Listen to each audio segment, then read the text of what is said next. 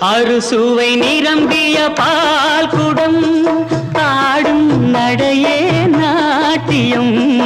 அறுசுவை நிரம்பிய பால் குடம் ஆடும் நடையே நாட்டியம்.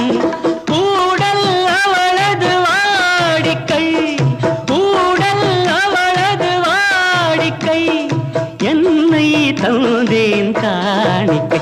ஆஹா